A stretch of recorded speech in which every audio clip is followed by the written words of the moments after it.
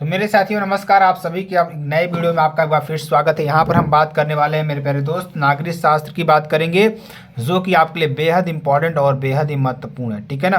तो इसमें देखिए, ध्यान दीजिएगा सभी लोग। यहाँ पर हम 2023 और सेट नंबर 2 और 323 AR की बात करेंगे, जो कि आपके लिए बेहद इंपॉर्टेंट और बेहद ही महत्वपूर्ण है। ठीक है ना। चलिए ध्यान दीजिएगा, यहाँ पर आपके लिए बेहद ही इंपॉर्टेंट वीडियो होने वाली है।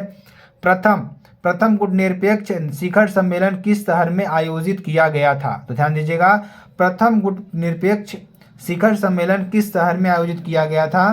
तो ध्यान दीजिएगा, बेलग्रेड में। कहाँ पर? बेलग्रेड में शामिल किया गया था। ठीक है ना। अगला देखेंगे, इंटर सर्विसेज इंटेलिजेंस किस देश की खुफिया एजेंसी है? आपको बताना है। इंटर सर्विसेज इंटेलिजेंस किस देश की खुफिया एजेंसी है, आपको बताना है। ध्यान दीजिएगा, किस देश की है, यहाँ पर आपको बताना है किस देश की है। पाकिस्तान की। किस देश की है? पाकिस्तान की है। ठीक है ना।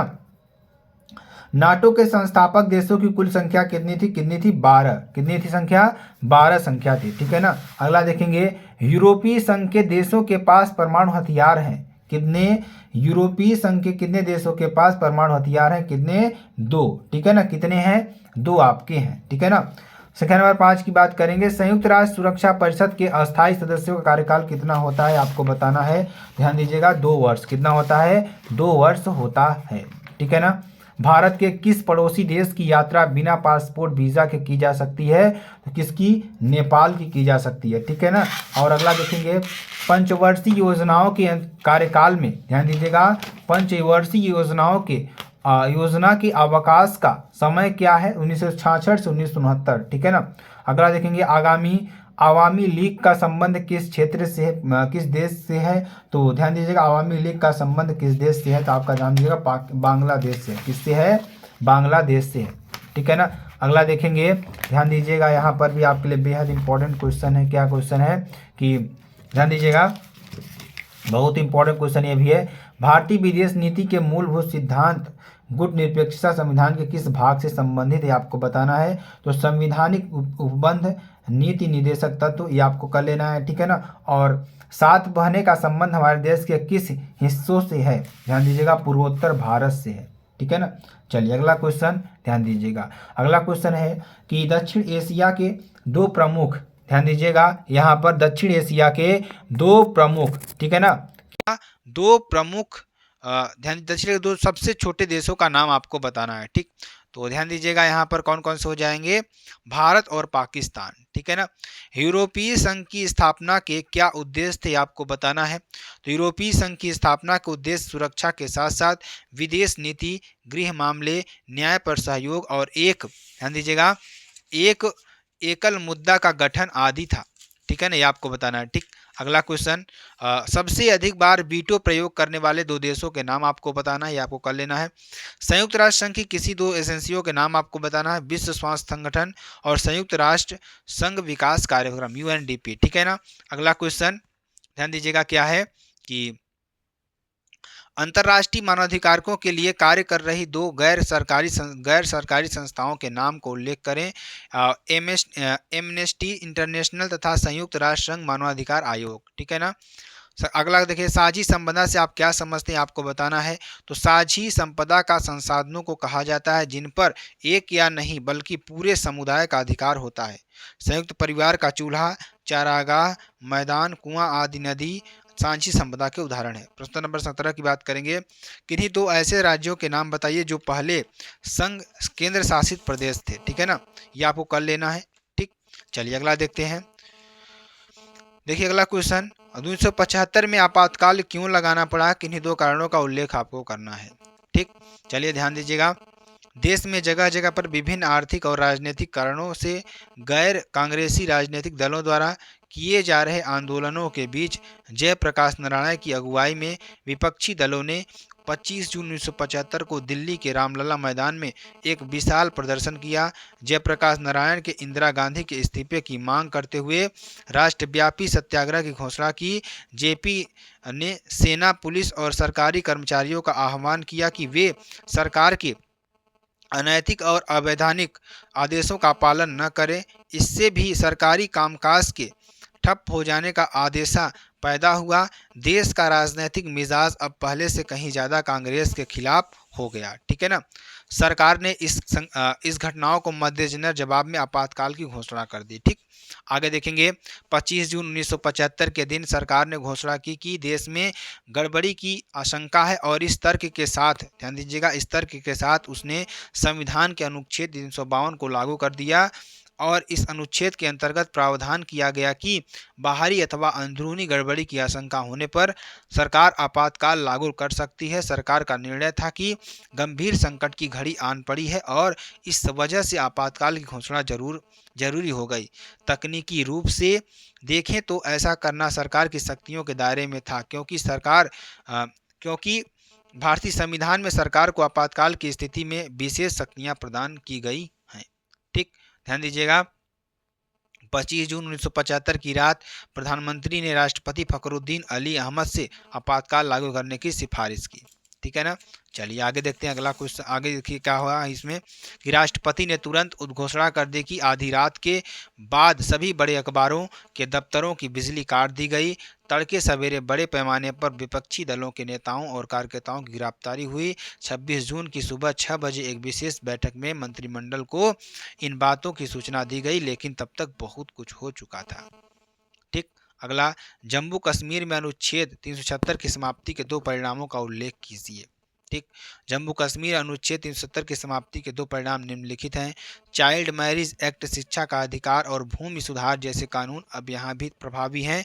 वाल्मीकि दलित और गोरखा जो राज्य में दशकों से रह रहे हैं, उन्हें भी राज्य के अन्य निवासियों की तरह समान अधिकार मिल रहे हैं।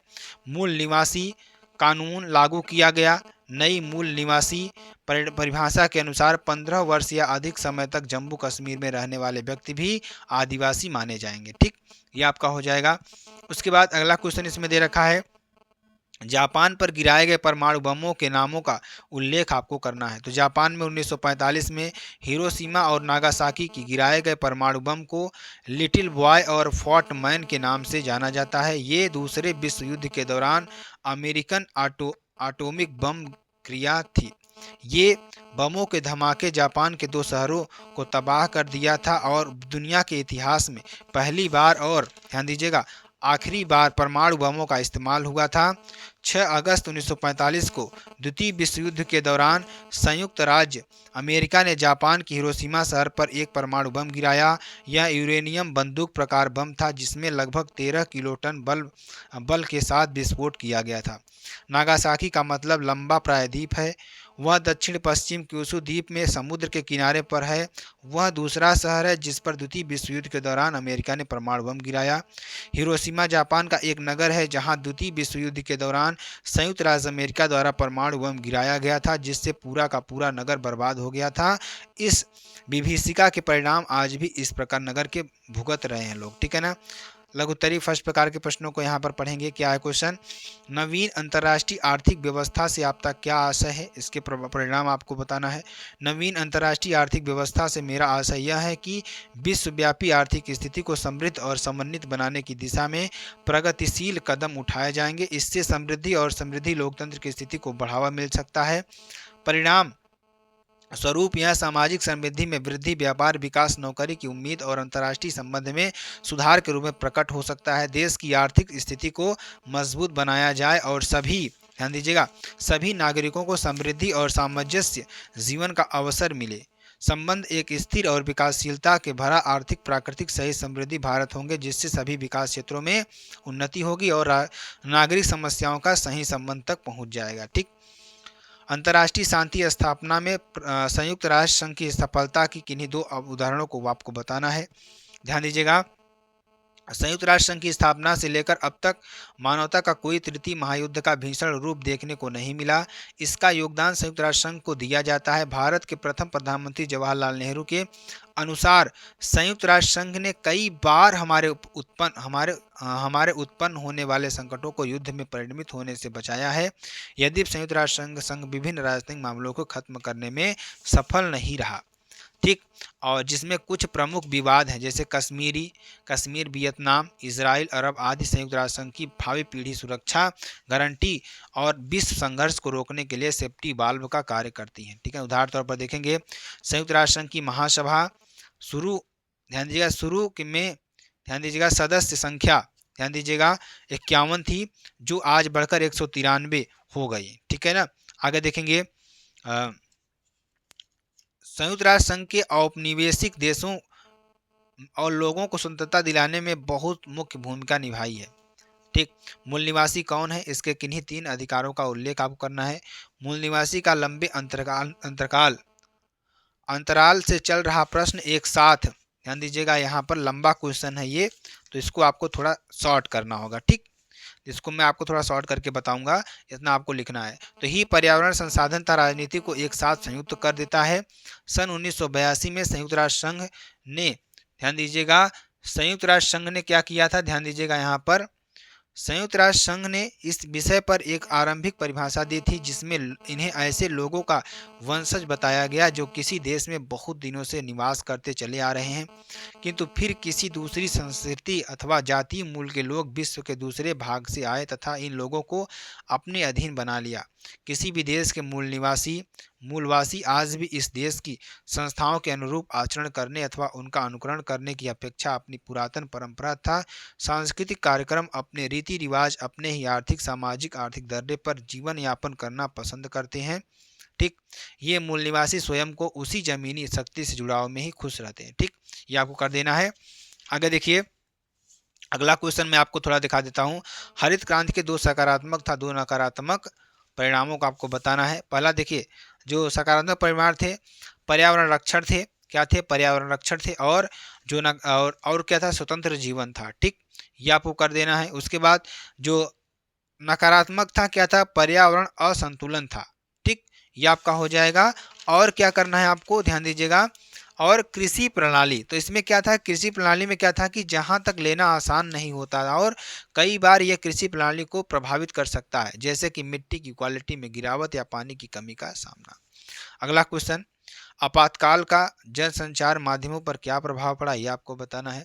तो आपको लिखना है, आपातकाल में जनसंचार माध्यमों का बड़ा प्रभाव पड़ता है। इस समय लोगों को तुरंत और सही जानकारी प्राप्त करने की आवश्यकता होती है और इस जनसंचार के माध्यम में ही वे इस जानकारी को प्राप्त कर पाते हैं। ठीक है ना। आपातकाल में क्या हुआ, जनसंचार माध्यमों का सही उपयोग सेवा और सुरक्षा की दृष्टि से भी महत्वपूर्ण होता है, जिससे लोग तुरंत सुविधा और मदद प्राप्त कर सकें। ठीक। अगला, वर्तमान समय में गठबंधन की राजनीति एक आवश्यकता है, विवेचना आपको करना है। तो गठबंधन सरकार एक संसदीय सरकार की कैबिनेट होती है जिसमें कई राजनीतिक दल सहयोग करते हैं, जिससे गठबंधन के भीतर किसी भी दल का प्रभुत्व कम रहता है। इस व्यवस्था का आम कारण यह दिया जाता है कि कोई दल अपने बलबूते संसद में बहुत मत प्राप्त कर सकता है। ठीक है ना।